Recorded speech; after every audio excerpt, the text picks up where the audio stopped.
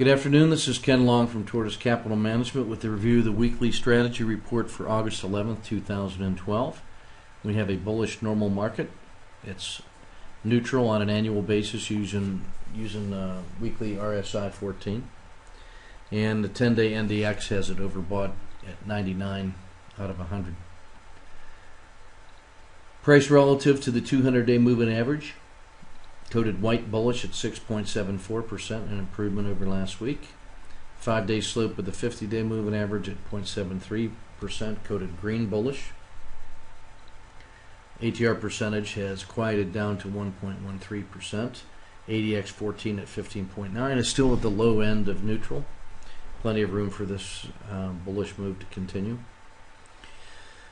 See the blended monthly rebalancing current holdings, no change. Next reevaluation on or about 1 September. The theoretical model is actually 100% exposed. Model portfolio will be 100% exposed on Monday. Quick look at the blended monthly rebalancing portfolios. Everything is on a buy on either portfolio except for Swiss franc.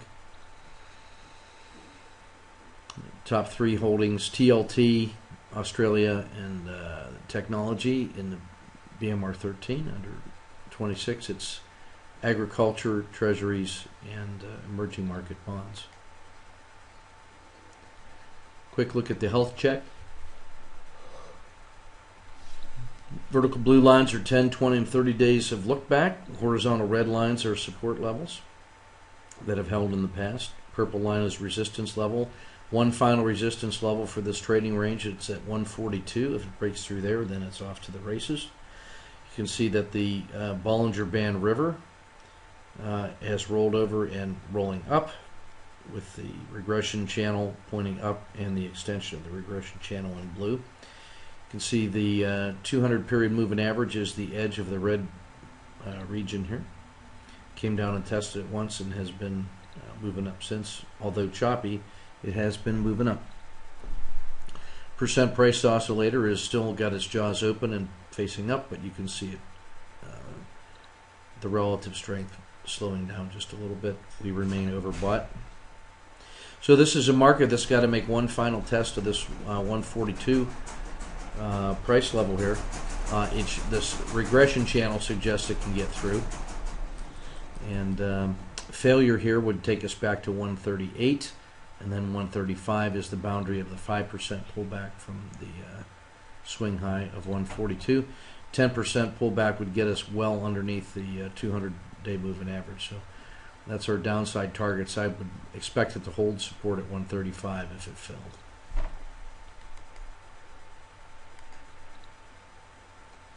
Uh, 100% invested in the based on the ETF2 regional model. All of the 10 regions are on a buy signal based on their moving average filter. SPY is still better than EFA with 50 being better than 41. And inside the US it's tech, then large caps, then small caps, then mid caps. World market model, only the large caps for the US are now above average.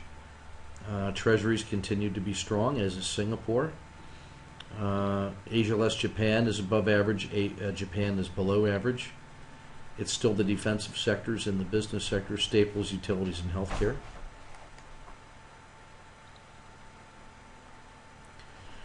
Top 30 ETFs dominated by the same names as last week, and really for the last quarter: home builders, biotech, telecom, and financial preferreds.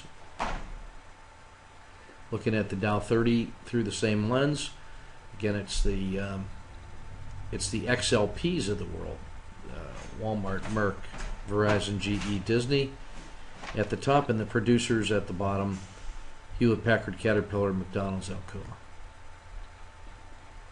ETF liquidity by average daily dollar volume in the last 30 days.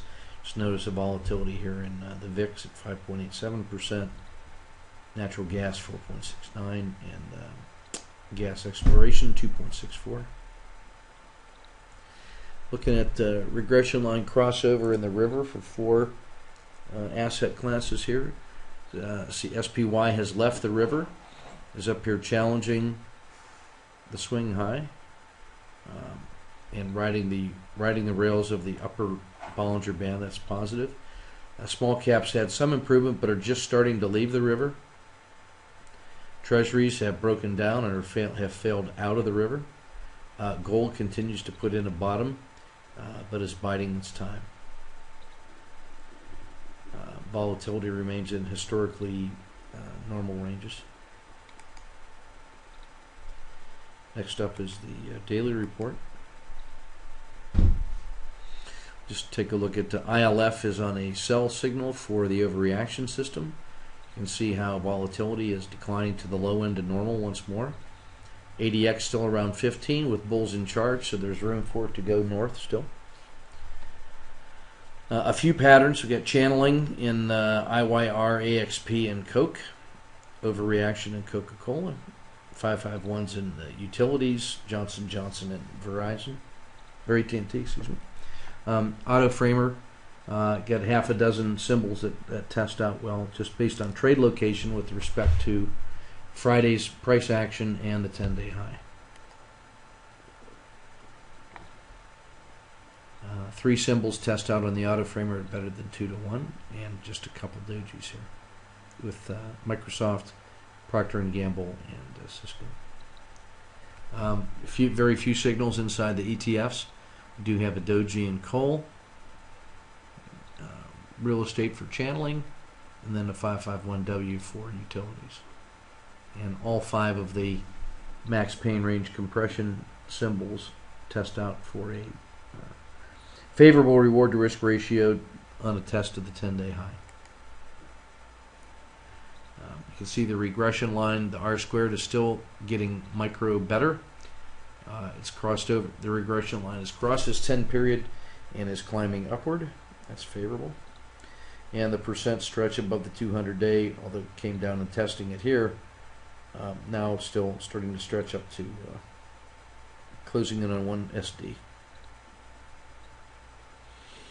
All the regression lines favor continuation of this move. You have the 90 has rolled, is rolling up and is back to the 0 line. You have the 10 breaking out of the channel, and the 30, the all-important 30, crossing the 0 line and now getting ready to extend itself.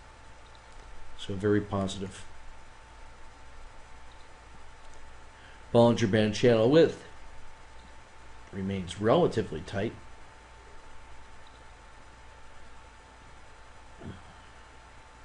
Frog stats for your reference. Fail stats for your reference. And key signal to noise ratios. Not surprising that XLP, Walmart are in that list.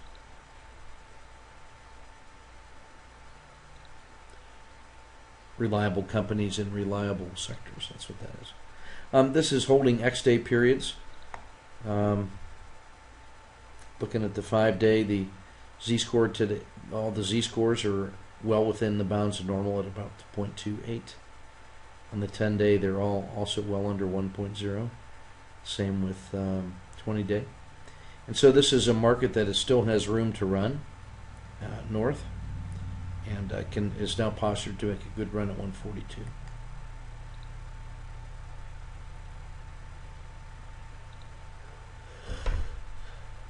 The rest of the chart's just for reference. So that's Ken Long from Tortoise Capital.